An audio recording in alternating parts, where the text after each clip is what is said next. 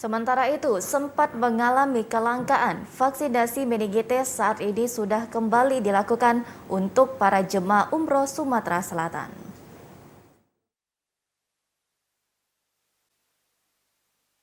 Vaksinasi meningitis kini sudah kembali dilakukan kepada para warga Palembang yang ingin berangkat ke Arab Saudi untuk menjalankan ibadah umroh. Meski sempat mengalami kelangkaan vaksin pada awal Oktober, kini vaksinasi meningitis sudah kembali dilakukan di kantor kesehatan Pelabuhan Kelas 2 Palembang.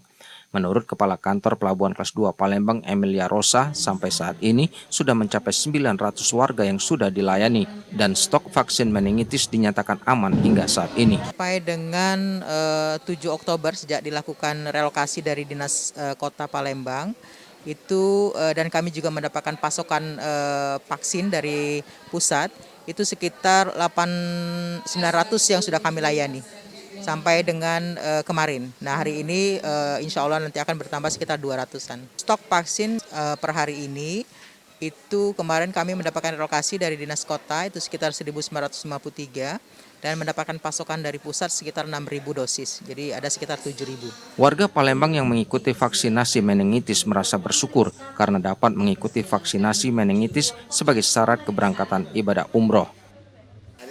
Sudah. Dari jam 8:30 tadi. Iya, tapi nggak terlalu lama sudah sekarang pelayanan kita menunggu vaksin meningitis. Enggak. Sudah selesai. Ya, Menunggu berapa lama untuk dapatkan vaksin meningitis? cuma setengah jam. Setengah jam ya?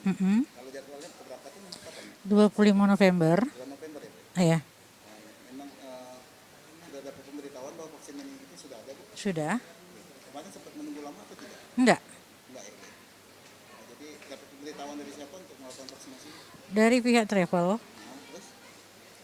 Terus dari ya itu, travel. Travel, terus dapat Dari panggilan. Pihak KKP melayani 150-200 orang per harinya dan melakukan percepatan bagi warga yang dijadwalkan berangkat ibadah umroh dalam waktu dekat. Adi Gunawan, TVRI Sumatera Selatan, melaporkan.